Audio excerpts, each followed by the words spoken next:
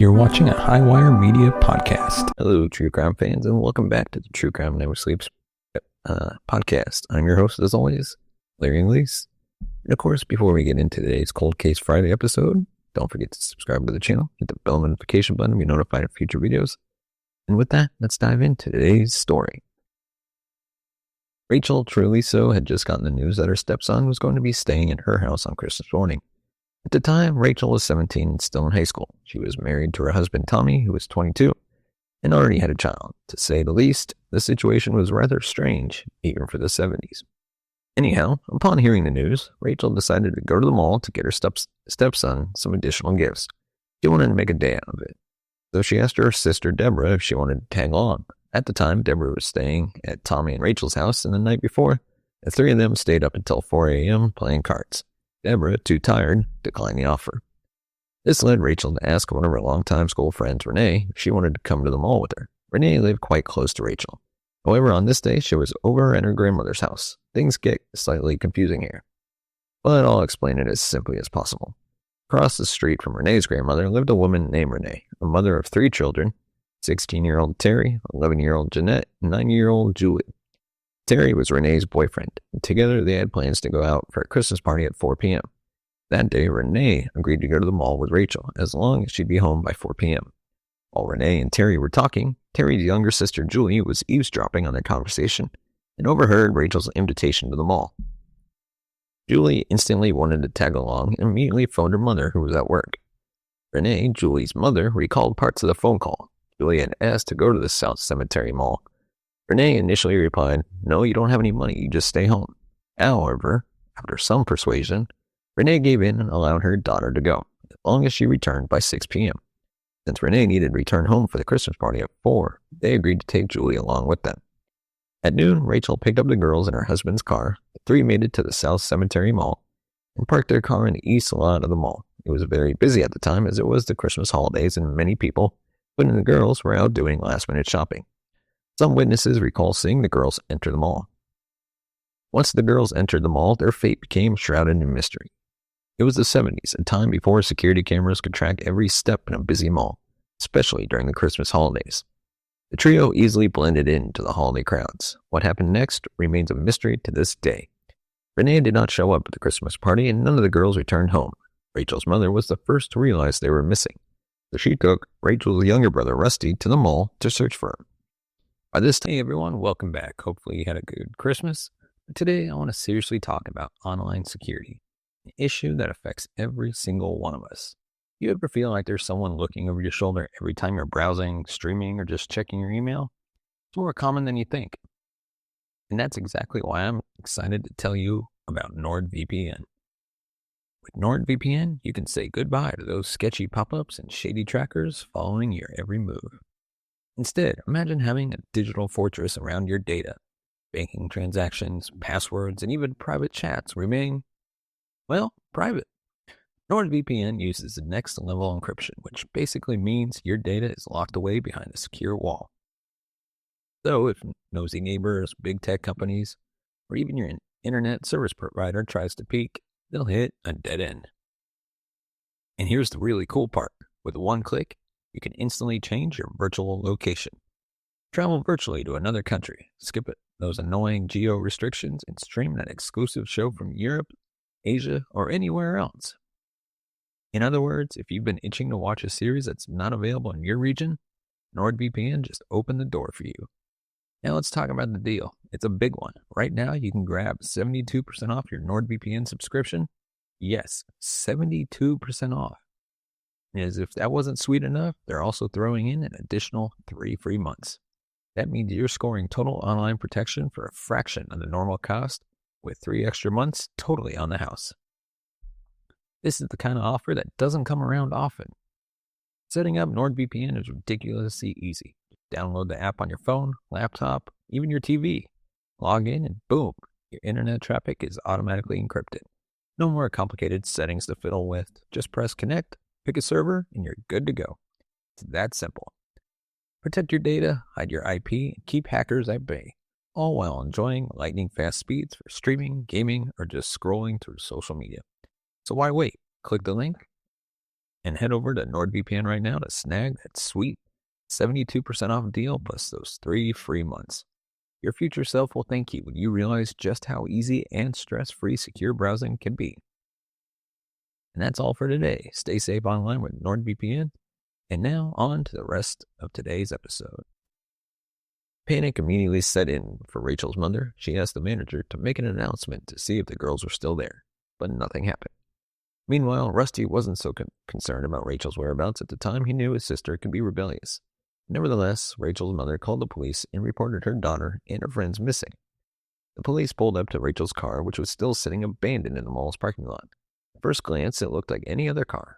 There were no signs of a struggle inside the car, no shattered glass, no forced entry, no bloodstains. Doors were locked and the keys were missing. Inside, everything was strangely neat. Shopping bags from the mall sat on the back seat untouched. To everyone passing by, it looked as though the girls had simply returned from shopping and then wandered off. The scene was calm, too calm. Something was clearly off. However, it was no surprise that the officers initially thought, there's nothing here, just another group of teenagers running off. Something to note that in the 70s, more and more young women were running away from home. The feminist movement was challenging traditional family roles, and many families were in financial turmoil due to rising inflation and unemployment. For many young women across America, home didn't feel like home, so they'd run away, sometimes never returning. Sadly, with the overwhelming numbers of missing person cases, police often assumed these girls had run away. This is likely why the police initially believed the girls were runaways. Nevertheless, Rachel's husband, Tommy, the owner of the vehicle, went through his car and noticed 2 things missing. $50 worth of savings bonds, which he had purchased with his first wife, and a copy of his parents' will. Both of Tommy's parents had recently passed away. This didn't add up, especially with 9-year-old Julie in the mix. It felt like something was terribly wrong. Why would Rachel first invite her sister Deborah to tag along? Rachel never mentioned anything about running away when planning the trip to the mall. The whole situation seemed strange. If you truly want to run away, you won't look back. You leave as quickly as possible. Yet these girls had been seen taking their time shopping in a local store that evening. That night, the fathers of the 3 girls stood watch over the car at the mall. They remained there through the night, hoping whoever was involved might return to the scene. As morning came, police still had firm to their belief that the girls had simply run away, until Christmas Eve when Tommy and Deborah brought the police a strange letter they had received.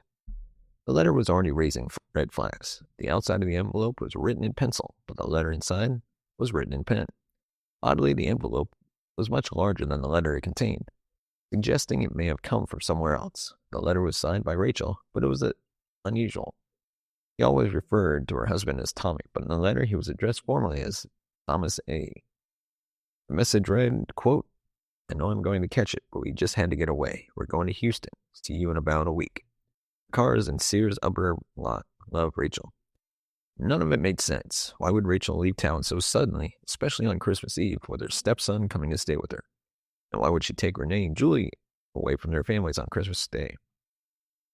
When closely inspecting the letter, police noticed the postmark was strangely blurred, making it difficult to determine where it had come from.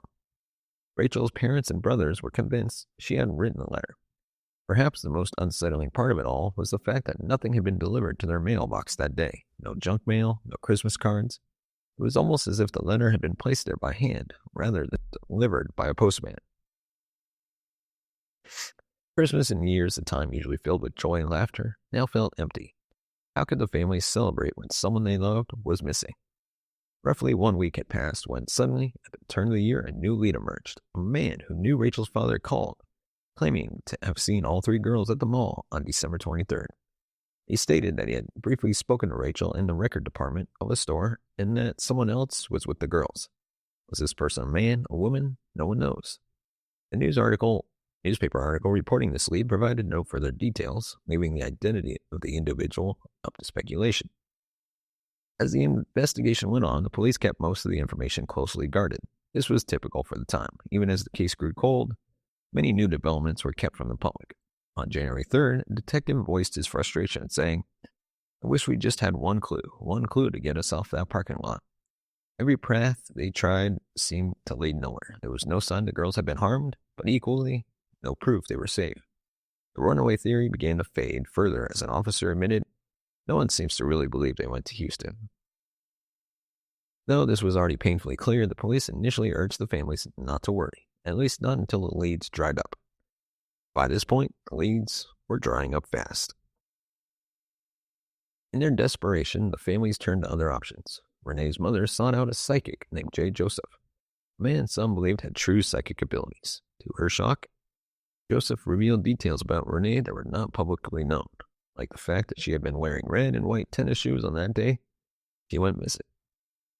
He also raised doubts about the letter Rachel had supposedly written, suggesting that girls were being held in a rural area, possibly near Grapevine, or as far as Oklahoma. Before their session ended, Joseph left the families with a chilling message. If you don't hear from me again, it means all 3 girls are dead. The families never saw or heard from J. Joseph ever again. Then, on January 8th, the Wilson family received a phone call that sparked a bit of hope. A friend of Renee's father was contacted by a girl claiming to be a friend of Renee. The caller said that all 3 missing girls, Rachel, Renee, and Julie, would return that night on a Greyhound bus, arriving from Houston at exactly 7:25 p.m. The families rushed to the bus station, desperate for this to be the moment they had been praying for. They waited anxiously, scanning each face as passengers came off the bus. But as the minutes passed and the station emptied, the harsh truth began to sink in. The girls weren't on that bus. Rachel's mother, who had been at the station earlier, felt a disturbing unease throughout the entire ordeal. She later confessed that she had a strong feeling someone had been lurking in the shadows, silently watching and laughing. It was a chilling thought that wouldn't leave her mind. She could have never anticipated what came next. When Renee's parents returned from the station, they stepped into chaos. Their house had been ransacked. Doors were open, belongings were scattered everywhere. At first, it seemed like a burglary, but the timing, it was too strange, too precise. Something far more unsettling was happening. This unsettling timing raised immediate suspicions. Renee's mother couldn't shake her doubts about the phone call. When she reached out to Renee's circle of friends, none of them recognized the voice of the caller. As time passed, this strange phone call proved to be only the beginning of a nightmare. The families soon found themselves bombarded by a relentless wave of hoax calls. They were left helpless, unable to stop the barrage of malicious calls that only deepened their pain and confusion. Then on February 7th, Renee, Julie's mother, answered her phone only to be met with silence. She repeated, "Hello?" several times, ready to hang up, and suddenly she heard a faint voice. It was a little girl, barely audible, whispering, "Mama?" "Is this Julie Moseley?" Renee asked. The little girl softly replied, "Yes." Desperate, Renee begged to know where she was, but the child didn't have an answer. Before she could ask more, the call was abruptly cut off. Renee was shaken by the phone call. Something about the voice sounded off, almost as if the child was intoxicated. Still, she clung to hope. "I know there's a possibility someone is putting me on, but at least I know she's alive, and that helps. Where is she?" Rachel's mother held on to every lead she could find, desperate for answers. One of those leads came from an elderly woman who claimed she might have seen the girls being abducted while out shopping on December 23rd. The woman reported seeing something very alarming, a yellow truck with flashing lights on top. Inside, there were 2 girls and a man appearing to be trying to force another girl into the vehicle. The sighting prompted the girls' families to take matters into their own hands by hiring a private investigator named John Swain. John ran a company called Special Services, but there was definitely something unusual about him. He was bold, unafraid to stir the pot, and knew how to grab attention. Some even said he had a flair for the dramatic. When John first took on the case, he wasted no time. He called a press conference, publicly criticizing the Fort Worth Police Department for the handling of the investigation. John claimed there was a license plate number and a description of the vehicle that could have been involved in the girl's disappearance, yet the police hadn't acted on it. He also accused the police of destroying tape recordings that might have been evidence. In response, the police fired back. "He wants everything we've got. I don't see where we're obligated to turn over everything. We don't open our files to anybody. It's against all sort of rules and laws, and that's our policy." In April of that year, John made another bold claim. He said he had received information from an unnamed source suggesting that girls had been killed and that their bodies were hidden under a bridge near Port Lalaca, Texas. With this information, John orchestrated a large-scale search, rallying hundreds of volunteers to comb through the area. But like so many other leads, this one ended in disappointment. Nothing was found.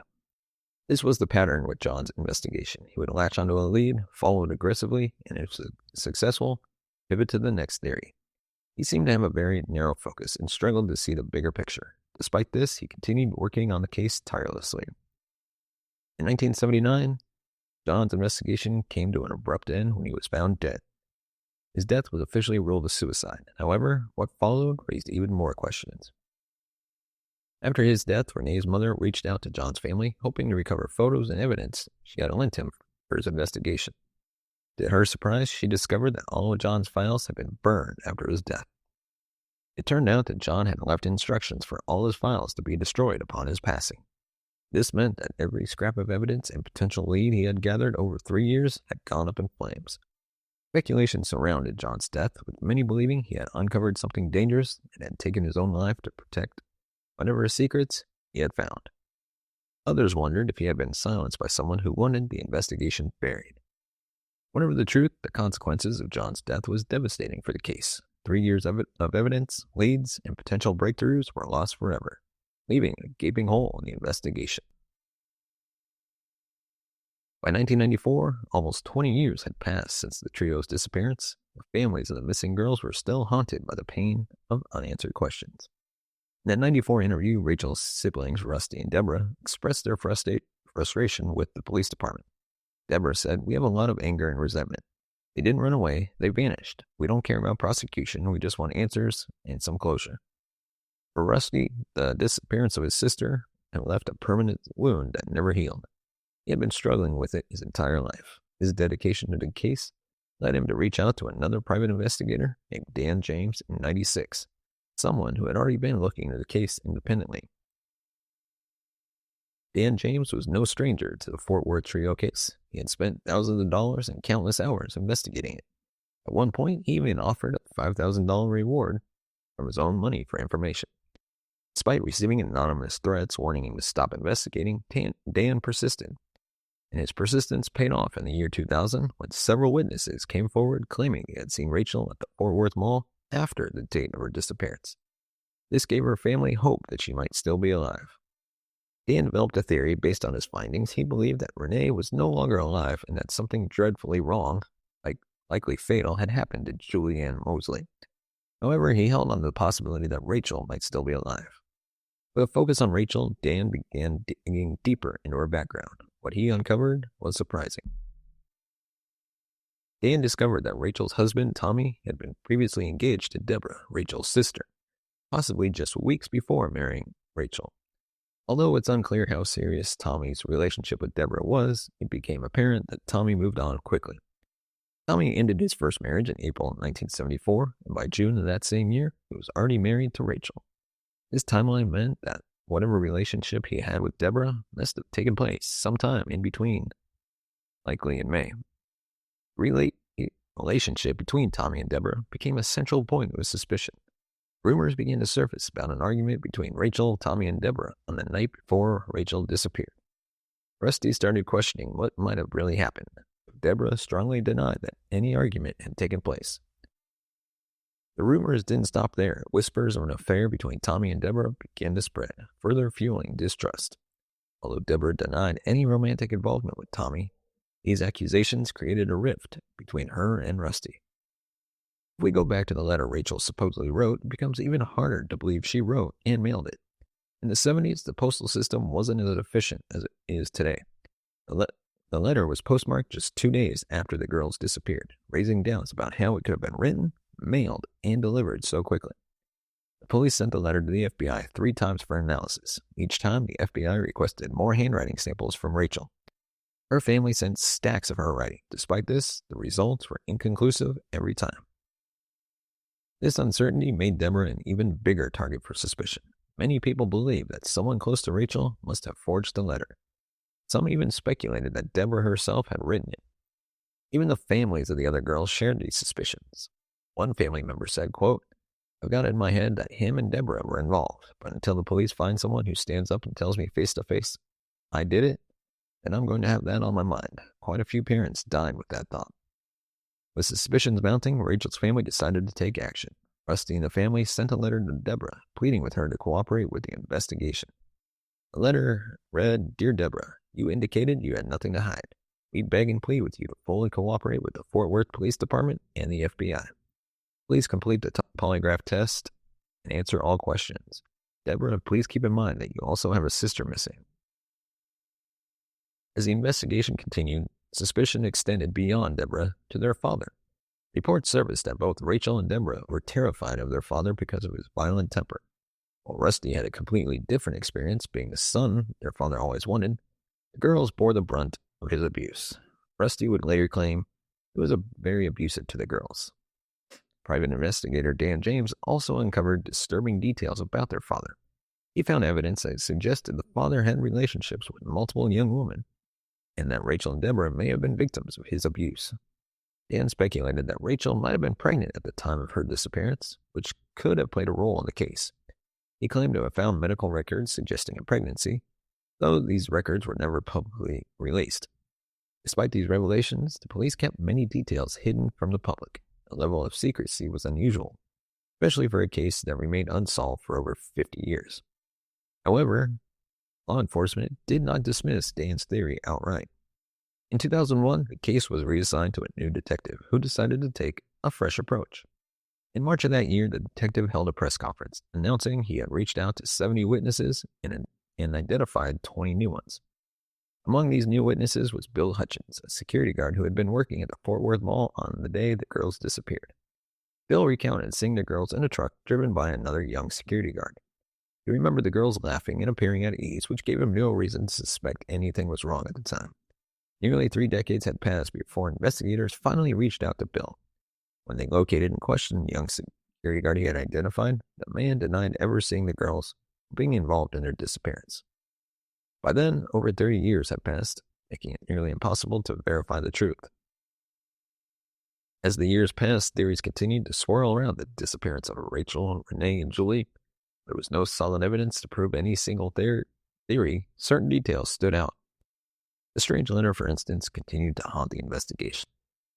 Many believed it was a fabrication meant to mislead the families and authorities. But if so, who wrote it and why?